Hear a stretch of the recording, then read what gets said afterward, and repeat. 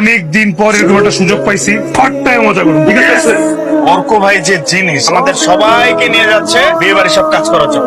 আমরা না অর্ক ভাই বিয়েতে প্রোগ্রাম করতে যাচ্ছি, তাহলে অর্ক ভাই আমাদের দিয়ে কাজ করাবে কেন? ওর আমি করবো ডান্স, রাফি করবে গান, বিয়ে বাড়ির যত কাজ কাম রয়েছে সব কিছু ক্যাটারিং সার্ভিস দেখবি।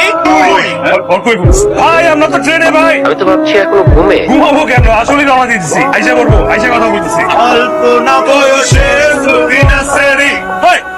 আমার মনটাকে গলি চুরি।